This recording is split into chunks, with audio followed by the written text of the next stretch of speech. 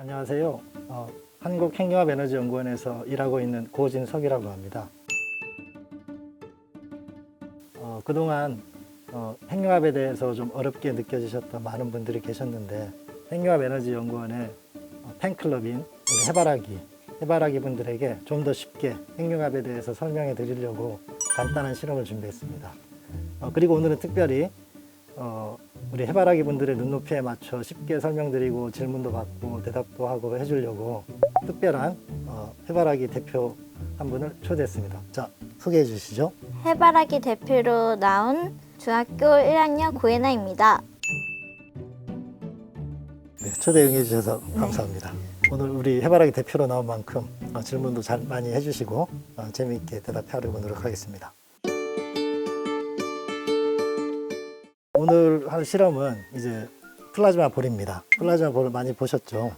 네. 신기하지 않습니까? 신기하네요. 만져보시죠. 우와, 너무 신기하다. 가운데 동그란 전극이 고전압, 고주파를 발생시켜 주는데 이게 주위로 전기장을 만들어 줍니다. 그러면은 이 전기장을 따라서 전자들이 흐르면서 안에 있는 기체를 플라즈마로 바꿔주는 그런 장치입니다. 쉽게 설명해 드렸죠?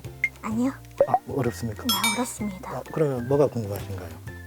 일단은 플라즈마를 좀 잘 알아야 되잖아요, 해바라기들은. 그래서 좀 플라즈마를 좀 그렇군요. 자세하게 설명해 주시면 좋겠습니다.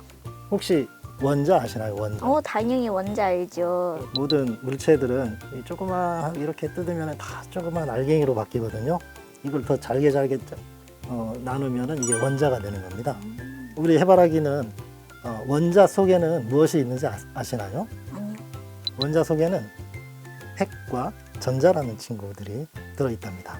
여기서 핵은 가운데 있고 전자는 그 원자의 가장 바깥쪽을 빙빙빙 돌고 있죠. 근데 핵은 양전화, 플러스 전화를 띠고 전자는 마이너스, 전화를 띠고 있답니다. 우리 해바라기 부는 학교에서 물체의 세 가지 상태에 대해서 배웠습니까? 네, 당연히 알죠. 무엇인가요? 고체, 액체, 기체요. 맞습니다. 그러면 기체에 열을 더 가하면 어떻게 바뀌는지 혹시 아시나요?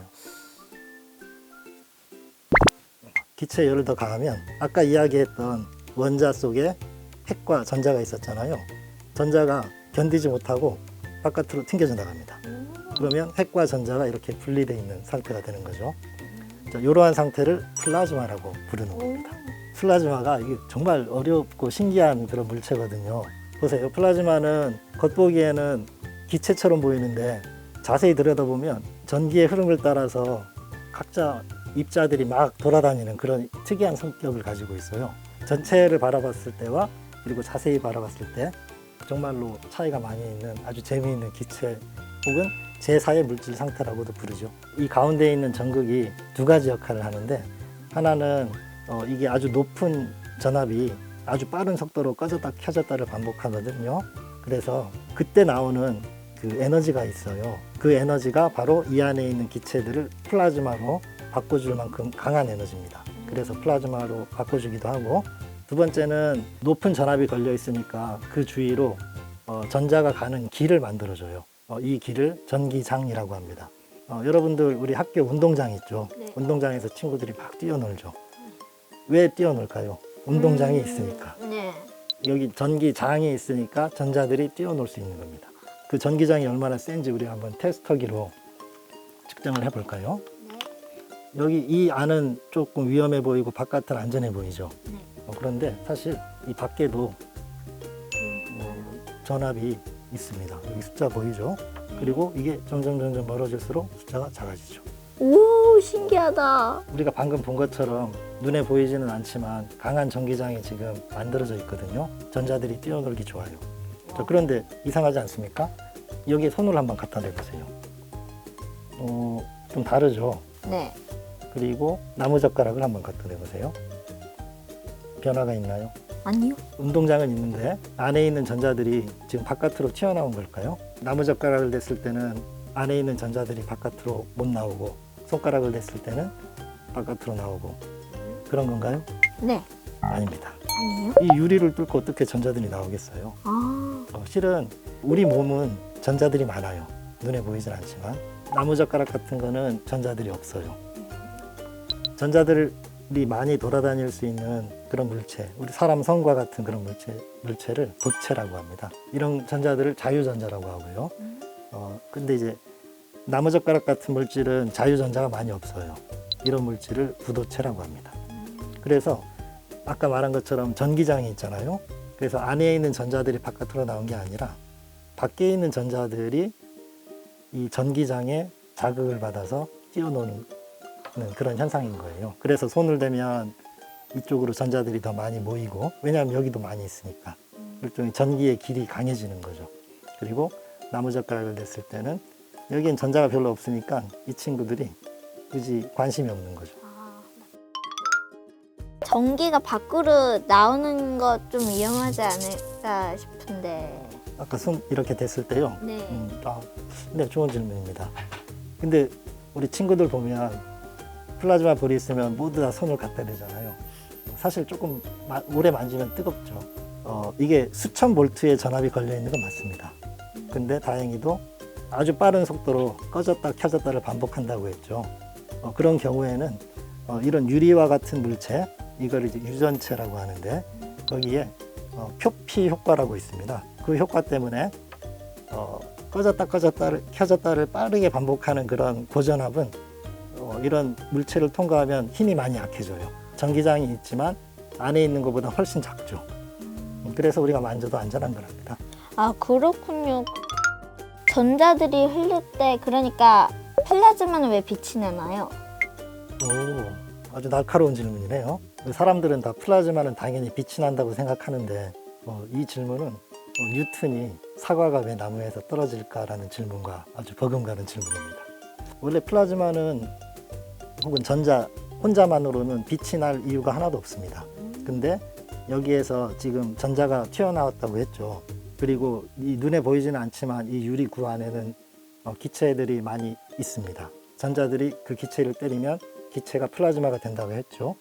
근데 이 플라즈마가 기체도 있고 플라즈마로 되지 않은 기체도 막 섞여 있는데 전자가 얘네들을 때리면 에너지를 받은, 충격을 받은 이 알갱이가 일종의 흥분 상태를 가졌다가 이제 차분하게 다시 안정을 취하는 과정에서 에너지가 뿜어져 나옵니다. 이 에너지가 빛 에너지예요. 특정한 파장, 그러니까 특정한 색깔을 가진 그런 에너지가 튀어나오는데 그 빛을 우리가 눈으로 보는 거죠. 이런 현상을 원자의 에너지 준위가 높아졌다가 낮아지면서 광자의 에너지가 방출된다. 어려운 말로는 그렇게도 표현을 하죠. 그렇게 전자가 움직일 때마다 그런 기체들의 에너지가 방출이 되니까 그 전자의 길을 따라서 이런 빛이 계속 보이는 거죠.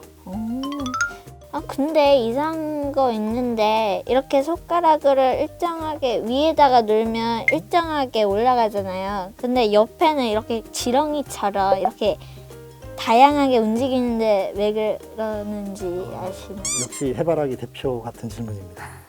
지금 우리가 어떤 물질이 뜨거워지면 위로 올라가는 성질이 있습니다. 우리가 라면 끓일 때 물을 끓이면은 이제 기체가 위로 올라가죠. 아래로 안 내려가고.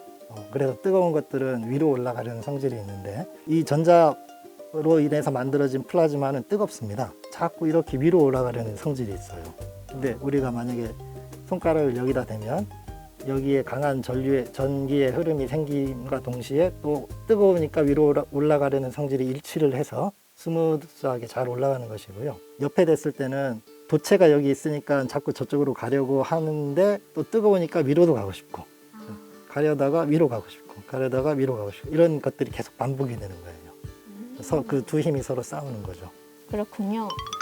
자, 이렇게 전기장이 있고 그리고 우리한테 우리 손을 포함해서 많은 도체들이 있는데 이런 전기장과 도체를 가지고 전자의 흐름에 대해서 좀 더 살펴볼까요? 우리 해바라기 여러분들도 잘 봐주세요. 우리 해바라기 대표님 네온 전구라고 하는 겁니다. 어때요? 가까이 되니까 불이 켜지죠? 네. 아까 이야기한 것처럼 여전히 주위에는 전기장이 있잖아요. 주위에 있는 강한 전기장이 이 안에 있는 네온 기체를 무엇으로 만들었다고요? 플라즈마야.